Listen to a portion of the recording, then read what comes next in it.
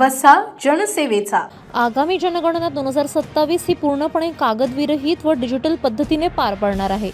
या पार्श्वभूमीवर बुलढाणा जिल्ह्यात प्रशासकीय तयारीने गती घेतली असून जिल्हास्तरीय क्षेत्रीय प्रशिक्षकांचे म्हणजे फील्ड ट्रेनर प्रशिक्षण नुकतेच यशस्वीरित्या पूर्ण झाले।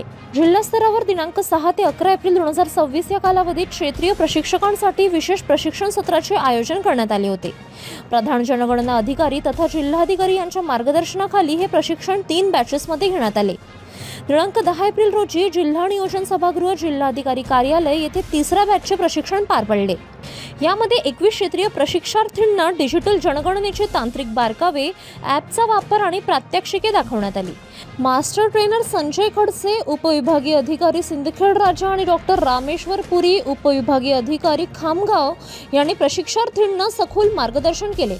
जनगणनेच्या कामात पारदर्शकता राहावी आणि CMMS पोर्टलवर काम करताना येणाऱ्या तांत्रिक अडचणींचे तात्काळ निराकरण व्हावे यासाठी जनगणना संचालनालय मुंबई यांच्या वतीने बुलढाणा जिल्हा समन्वयक म्हणून ऋषिकेश वऱ्हाडे यांची नियुक्ती करण्यात आली आहे।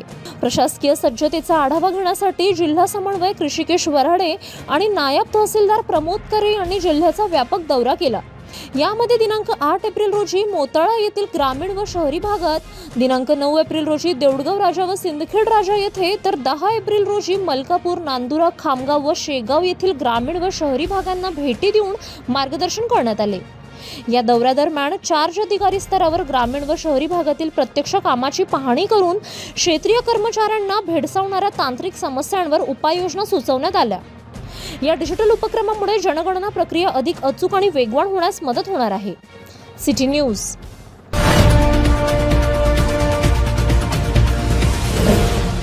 सिटी न्यूज वसा जनसेवेचा।